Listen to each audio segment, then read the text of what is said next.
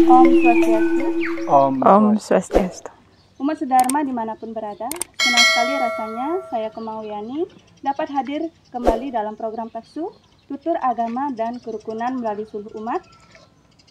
Pada kesempatan kali ini, kami akan mengangkat topik tentang Darmaning pedagang menurut Hindu. Perlu kami sampaikan, program Taksu ini merupakan kerjasama antara kelompok kerja penyuluh Kabupaten Kementerian Agama Kabupaten Luwu Timur bekerja sama dengan penyelenggara Hindu Kementerian Agama Kabupaten Luwu Timur.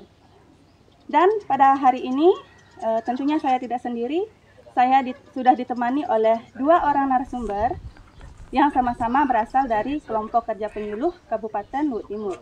Nah, langsung saja saya akan perkenalkan untuk narasumber yang pertama, Dr. Anus Imade Sudiana. Om Swastiastu, Pak. Om Swastiastu. Ya, bagaimana kabarnya, Pak? Astungkare, sehat, baik sekali. Nah, kemudian narasumber yang kedua, ada Niwayan Purnamasari. Om Swastiastu, Ibu. Om Swastiastu. Ya, bagaimana kabarnya, Bu? Astungkare beci-beci. Ya, pada kesempatan kali ini langsung saja Tiang akan bertanya kepada kedua narasumber Tiang. Nah, untuk narasumber yang pertama dari Bapak Made, nah, kira-kira ada tidak sumber awal atau referensi tentang Darmaning pedagang? Nah, langsung saja. Bisa. Terima kasih, itu pertanyaan yang bagus sekali. Pertama-tama, saya Turkan Panjali, Om Swastiastu. Om Swastiastu. Umat Sedharma yang berbahagia dimanapun Anda berada. Yang dari kelompok penyuluh berbahagia sekali mengangkat topik dengan Darmaning pedagang. Dan pertanyaan tadi, apa sih referensinya? Ada sih acuannya.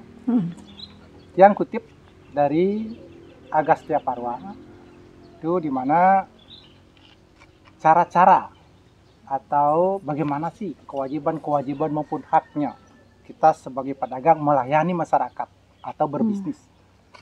Dalam Agastya Parwa dijelaskan di situ bahwa seorang pedagang atau melalui bisnisnya itu mempunyai kewajiban, itulah mencari keuntungan. Dan di sisi lain adalah dia itu juga mempunyai hak. Nah, kewajiban seorang pedagang ini adalah mencari keuntungan. Kapan seorang pedagang atau pelaku bisnis ini tidak mengambil keuntungan dari apa yang dijual, maka dalam Agastya Parwa menyebutkan dia akan berdosa. Ini berdosa, ini pedagang. Tetapi kalau dia mencari barangkali atau mencampur barang-barang itu atau menipu, dia akan Berdosa juga. berdosa. Seperti apa misalnya? Seorang pedagang kalau mencari keuntungan yang modalnya barangkali 10.000, dia mencari keuntungan 1.000 rupiah atau 2.000, silahkan. Tetapi kalau dia menipu atau ya barangkali ya mencampur barang itu, dia akan berdosa. Contohnya apa? Mempermainkan timbangan. Itu yang tidak boleh. Ya. Itu sama sekali hukumnya itu tidak dibenarkan dalam dunia bisnis. Untuk acuan Hindu itu mempermainkan timbangan. Kalau timbangannya barangkali ya 1 kilo, kita katakan 1 kilo. Contoh misalnya, berikan bahwa gula. Ada barangkali oknum ya, pedagang itu yang semestinya 1 kilo dia potong. Oh, ini katanya alasan pembeli plastik, pembeli pembungkusnya. Nah, ini yang tidak benar. Nah, tetapi mencari keuntungan wajib. Wajib hukumnya. Demikian juga dalam segi ekonomi. Ya. Kalau dunia ekonomi kan demikian, dari ilmu ekonomi bahwa mencari keuntungan yang sebesar, pengorbanan yang sekecil-kecilnya untuk mendapatkan keuntungan yang sebesar-besarnya, sah dalam agama Hindu. Tapi kalau dia mempermainkan timbangan, itu hukumnya akan dia meninggal nanti neraka. Neraka itu. Demikian juga dia mencampur barang. Ya, itu tidak boleh. Dalam agama Hindu, itu tidak dibenarkan dia campur barang itu. Ya, misalnya, ya boleh ya kecil-kecilan, barangkali ya dia campur bensin dengan solar dengan minyak tanah, itu yang tidak boleh. Itu hukumnya neraka itu.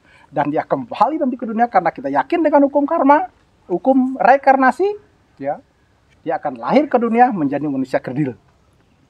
Atau kalau dia permainkan timbangan, dia akan tinggi sekali. Nah, itu dalam Agastya Parwa. Nah, itu yang tidak boleh. Semua nih, semua pelaku bisnis. Jadi harus jadi catatan penting Ya, gitu ya, Pak ya. itu boleh ya cari keuntungan yang sebesar-besarnya, tapi jangan mempermainkan timbangan, jangan mencampur barang. Nah, sekarang yang dipuja itu siapa? Nah, dalam dunia perdagangan kita yakini bahwa yang kita puja, bahkan dalam agama Hindu khususnya orang Bali, mendirikan satu usaha, awal mulanya kita cari hari yang baik. Di antara hari-hari yang baik itu dari 1 minggu, Senin, Selasa, Rabu, Kamis, Jumat, Sabtu, Minggu, antara hari yang terbaik adalah hari Senin. Ada alasannya mungkin Pak kenapa harus somo? Hari gitu? Senin seorang somo ribet. Ya, somo ribet. Pas sekali itu somo ribet. Kalau Selasa, Rabu, ya ada bagusnya, ada juga enggak bagusnya. Tapi yang paling kurang bagus, yang tidak baik adalah Jumat, Sabtu. Jumat, Sabtu. Malah petaka itu. Kenapa hari Minggu? Nah, kalau hari Minggu ya simbang-simbang, baik dan buruk. Nah, tapi yang paling bagus itu adalah Senin. somo ribet. Ribet. Nah, itu awal mulai bisnis. Dan mari kita berdoa. Di sana kita ada doanya, ya. Ya, kalau kita awal itu di pelangkiran kita setanakan apakah dia puja Dewi Laksmi, karena ada semua. Apakah dewa Kubera atau Koera? Itu adalah bendaharanya para pedagang. Apakah pribadinya memuja rambut sedano, atau kita puja langsung Tuhan? Tuhan sendiri. Karena Dewi Laksmi, rambut sedana, dewa Koera atau dewa Kubera itu adalah manifestasi beliau. Ya. Kita awali, pertama kita buka dagangan kita. Kita berdoa. Semoga rezeki kita lancar. Om Awiswani Amrita Saubagani. Singkat sekali. Nah, bagaimana kalau orang tidak bisa Mantra itu. mantra seperti itu? Ya, kita puja. Ya, Bahasa ibu. Bahasa Ibu saja, mudah sekali. dengan Jadi bahasa lebih ibu. jadi fleksibel ya Pak ya, Iya. enggak mengikat. Lebih praktis itu, bahasa ibu, lebih mengenal. Ya Tuhan, anugerahkanlah kami keberuntungan atau keuntungan dalam dunia bisnis kami atau dalam perdagangan kami. Semoga menjadi rezeki buat kami dan kebahagiaan. Ya itu barang itu artinya doa seperti itu. Tapi sekali lagi silahkan ista dewatanya, silahkan. Ya. Umat sedharma yang berbahagia. Ya. Itulah kewajiban seorang pedagang. Ya. Kalau kita mau bisnis kita lancar. Ya. Sekarang setelah ada kewajiban, ada haknya. Haknya seorang pedagang itu jelas saya katakan tadi bahwa mencari keuntungan yang sebesar-besarnya, tapi jangan menipu. Jangan sekali menipu. Ya. Kapan kita menipu, mempermainkan timbangan, mencampur-campur barang, itu besar sekali risikonya. Ya. Barangkali demikian dulu ya. Ya. Nanti Ya, baik. sambung lagi campur dengan tulisan Om. Ya. Ya, baik. Terima kasih Bapak atas pertanyaannya. Ya. Cukup jelas sekali. Nah, yang lanjut untuk narasumber yang kedua. Nah, di sini pertanyaannya, adakah mantra penting yang dapat kita ucapkan atau kita terapkan guna kelancaran usaha kita? Oke, terima kasih atas pertanyaannya Ibu Komang. Yang awali dulu dengan ucapan Panganjali Umat, Om Swastiastu. Baik, menindaklanjuti dari pertanyaan tadi yang dilontarkan oleh Ibu Komang bahwa adakah sebenarnya mantra khusus yang bisa diucapkan atau harus kita terapkan ketika kita hendak memulai ataupun melakukan suatu usaha, baik itu berwirausaha dalam berbisnis di pasar ataupun berbisnis dan membuka usaha di tempat pribadi. Itu seperti yang sudah tadi Pak Made sampaikan, itu mantra pertamanya ketika kita mau membuka sebuah bisnis ataupun baru memulai membuka warung pertama gitu pada pagi hari biasanya. Nah, yang kedua itu kita mengucapkan Gayatri Mantram. Gayatri Mantram. Kenapa? Gayatri Mantram ini hakikatnya adalah ibu dari segala mantra. Jadi apapun yang hendak kita laksanakan, bukan hanya untuk berdagang saja, tapi aktivitas apapun yang kita lakukan memulai hari baru kita bisa menggunakan Gayatri Mantram. Terus menindaklanjuti lagi tadi di sebuah tempat usaha, biasanya itu kalau umat Hindu Bali pada khususnya itu identik mereka di sebuah tempat usahanya itu pasti ada sebuah tempat pemujaan yang disebut dengan pelangkiran. Nah, di pelangkiran ini lagi seperti yang sudah dijelaskan oleh Bapak Made tadi, siapa yang kita tujukan, siapa yang berstana di sana gitu.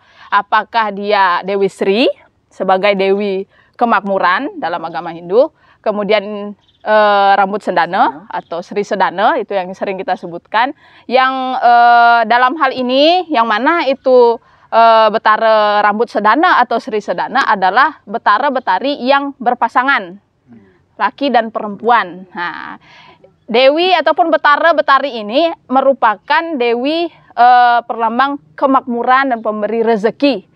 Itu yang dipercaya dalam agama Hindu dan biasa dipuja di Pura Penataran. Kemudian yang selanjutnya Dewa Kuera dan Dewa Ganesha, atau kita memang langsung menunjukkan kepada Ida Sang Hyang Widi gitu. Mantranya seperti kalau ditujukan kepada Dewa Kuera, Om Kuera Dewa Ye Namah Swaha. Atau kalau misalnya tidak bisa Om, apa yang bisa kita katakan atau apa yang bisa kita ucapkan meskipun dalam bahasa ibu, tapi sekali lagi dengan niat yang tulus ikhlas gitu. Memohon rezeki agar apa yang kita usahakan atau apa yang hendak kita lakukan dalam bisnis kita ini bernilai rezeki untuk kita agar kita mendapat keuntungan, kemudian membawa juga kebaikan atau kebahagiaan untuk orang lain yang menjadi target ataupun menjadi pembeli dari usaha kita tersebut. Seperti itu. Jadi mantranya yang pertama itu tadi yang disebutkan oleh Bapak Made tadi, kemudian yang kedua Gayatri Mantram, yang ketiga bisa kita gunakan bahasa ibu, yang keempat atau Dewa Kuera tadi Om Kuera Dewa Ye Namah Swaha. Seperti itu kira-kira. Baik, terima kasih banyak Ibu. Nah, langsung saja saya akan langsung bertanya lagi kepada Bapak atau narasumber pertama. Nah, ini pertanyaannya, bagaimana kaitan mendagang di bisnis dengan medagang dagangan di upacara pawiwahan? Apakah ada hubungannya begitu, Pak? Kan biasa kita lihat kalau upacara pawiwahan pasti ada itu yang dagangannya gitu. Apa ada kaitannya seperti itu? Terima kasih, bagus sekali. Secara niskalonya ada di pawiwahan itu medagang dagangan. Kalau kita mencari materi di dunia ini, di dunia nyata ada. Ya, yang coba gabungkan sedikit itu, kalau kita di dunia bisnis kita akan mencari keuntungan. Kalau di dunia barangkali di pawiwahan itu, yang itu ada sebuah pesan. Saya ingin berpesan sekarang kepada umat Hindu dimanapun Anda berada. Nah, medagang dagangan dalam pawiwahan itu, yang istri biasanya menjual, ya. Suaminya itu membeli. Sekarang pesan apa yang kita dapati di dalam upacara seperti itu? Nah, pesannya adalah antara kedua belah pihak sekarang, antara istri dan suami, itu kita mencari kata kesepakatan. Apa maksudnya kesepakatan itu? Dalam hal ini adalah pikiran yang kita dulunya satu, ya, masih bujang itu atau lajang, cuman satu. Sekarang kita gabungkan. Yang dua jadi satu. Maka di situ seperti mendagang-mendagangan ada di sana tawar-menawar. Misalnya ini nasi misalnya atau umi-ubian. Pak, atau disebut namanya siapa cara mempelai itu, ya. Yang laki-laki, ini harganya segini, 10.000. Nanti suami menawar, dia tawar oleh suami itu, bisa enggak 9.000 atau 8.000. Nah, di sini kesimpulannya apa? Mencari kesepakatan. Nah, di dalam rumah tangga kita, yang kita lakoni dalam sehari-hari itu, harus ada kesepakatan. Iya. Ya. Kapan tidak ada kesepakatan dalam suami istri, maka hancurlah rumah tangga Anda. Bukan cuman si istri, suami pun begitu. Suami pun demikian. Ya. Kemana-mana, barangkali dulunya dia pergi saja kemana-mana tanpa minta izin. Nah, sekarang pergi pun minta izin. Kalau suami pergi minta izin kepada istrinya, istrinya pergi minta izin kepada suaminya, bahkan sama mertuanya. Nah, dengan kata kesepakatan ini yang kita sudah tanamkan sedini mungkin, semoga dalam perkawinan kita tidak ada hal yang merintangi. Demikian. Nah, jadi baik, terima kasih Bapak. Ya, lanjut lagi tentang saya akan bertanya pada narasumber yang kedua, pada Ibu. Nah, apakah ada makna prosesi mendagang-mendagangan ini dalam upacara pawiwahan dan hubungannya dengan kehidupan kita? Ataukah sama seperti Bapak tadi? Ya, pertanyaannya mungkin ada yang berbeda. Oke, sekali lagi terima kasih. Nah, pada dasarnya makna ritual mendagang-dagangan yang terdapat pada serentetan rangkaian upacara pawiwahan itu memang memiliki kaitan dengan secara mungkin kasat mata itu kelihatan kayak mendagang dalam kehidupan sehari-hari ataupun memang berbisnis seperti itu. Nah, kalau masalah maknanya sebenarnya ini seperti yang sudah dijelaskan oleh Pak Made tadi, kurang lebih sama. Itu dia maknanya adalah memperoleh kesepakatan. Nah, makanya ada purusa dan perdana yang berposisi sebagai penjual dan pembeli. Itu kesepakatannya adalah dalam kehidupan sehari-hari kita, lebih ke penerapan pada kehidupan kita berumah tangga ke depannya gitu, bahwa segala sesuatunya harus mendapatkan kata sepakat terlebih dahulu. Nah, bahwa harus kita sudah siap berumah tangga, berarti harus siap dengan segala resikonya gitu. Jangan hanya mau nerima baiknya saja, buruknya tidak mau diterima, tapi harus siap. Ada konsekuensi, ada yang namanya kita siap menerima kebahagiaan dan juga siap menerima segala resikonya. Nah, serta kita harus seiring, sejalan, saling melengkapi, saling membantu dalam menjalani bahtera rumah tangga. Sehingga kita bisa menjadi keluarga yang sukinah bawantu, seperti itu. Karena hakikatnya kalau dalam kehidupan manusia pasti yang kita kenalkan ada catur warna gitu, ada yang menjadi brahmana, ada yang ksatria, waisya dan sudra. Dan waisya inilah yang memiliki peranan menjadi pedagang gitu. Roda ekonomi. Dan dalam kehidupan pasti ada yang berdagang. Tidak bisa lepas kita dalam kehidupan ini tidak bisa lepas daripada yang namanya berdagang. Baik apakah itu kita sebagai penjual ataupun pembeli, seperti itu. Itu yang kembalikan. Ada lagi satu lagi pertanyaan. Nah, ini adakah kiat-kiat atau hal-hal yang perlu dilakukan dalam berusaha? Nah, mungkin bisa dijawab Bapak Ibu. Mungkin Tiang ya Pak ya. Oke, terima kasih Pak. Dalam kita berusaha itu untuk mencapai suatu mendapatkan hak kita, yaitu mendapatkan yang namanya keuntungan. Nah, biar segala sesuatu atau usaha yang kita lakukan itu hasilnya mesari, kata orang Bali gitu. Nah, mesari, kita juga perlu melakukan ritual. Nah, kalau dalam hal ini ya kita katakan sebagai bahasa Indonesianya itu dikatakan ritual untuk mendatangkan rezeki. Nah, bukan yang dimaksud adalah yang pertama, kita harus mengawali segala sesuatunya dengan afirmasi yang baik. Selalu pada pagi hari, pada saat bangun tidur, usahakan kita mengawali sesuatu dengan afirmasi yang positif atau afirmasi yang baik. Yang kemudian yang kedua, jangan pernah lupa untuk sembahyang japa mantra. Karena segala usaha tanpa kita memohon kepada Tuhan juga akan sia-sia. Karena biar bagaimana kerasnya kita, kalau kita tidak diberikan restu oleh Ida Sang Hyang Widi, kita juga tidak akan pernah bisa mencapai kemajuan. Seperti itu. Ketiga, jangan pernah lupa memohon restu dari orang tua. Kita dilahirkan, kita pasti segala usaha kita, yakinlah ketika kita mendapatkan restu dari orang tua, pasti kita akan mendapatkan jalan gitu. Sesusah apapun katanya orang sekarang mencari pekerjaan, tetapi ketika kita mendapat restu dari orang tua, awi guna mas tuh, pasti kalau ada jalan gitu. Dan berikutnya adalah jangan lupa untuk berpunya atau berderma gitu. Jangan sampai kita silau bahwa wah lumayan hasilnya ini, akhirnya kita lupa untuk berdana punya. Padahal itu adalah kewajiban penting kita gitu. Apakah itu di pura ataupun di tempat suci lainnya atau kepada orang lain gitu. Ya. Kalau dalam sastra dikatakan 30% itu dia tidak mengikat juga, nggih Pak nggih. Semampu kita, seikhlas kita. Meskipun cuman misalnya 1%, tapi kalau kita ikhlas dibandingkan dengan 30%, tapi kalau kita sifatnya hanya untuk pamer, tidak akan ada gunanya gitu.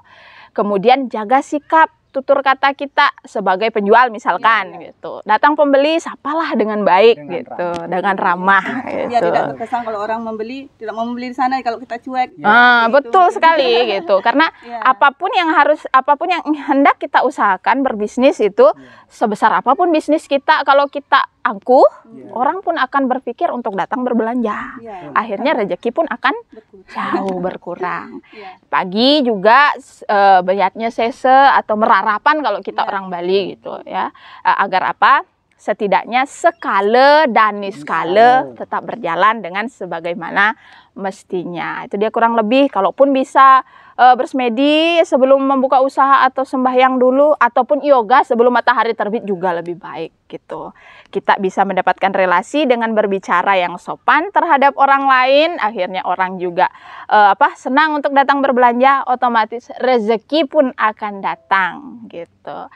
Ingat mempunyai dan juga merarapan agar skala dan niskala menjadi seimbang, kurang lebih seperti itu. Saya kembalikan. Baik, terima kasih, sangat luar biasa sekali jawabannya, dan kesimpulannya tidak yang simpulkan karena sudah jelas mungkin dari narasumber kita. Nah, jadi saya ucapkan terima kasih atas kedua narasumber saya yang telah hadir pada kesempatan kali ini. Nah, ucapan terima kasih juga yang ucapkan kepada PHDI Desa Sumber Agung yang telah menyediakan tempat, dan saya juga ucapkan terima kasih kepada seluruh tim yang telah bekerja sama pada hari ini. Dan yang akhiri dengan Parama Santi, Om Santi Santi Santi Om.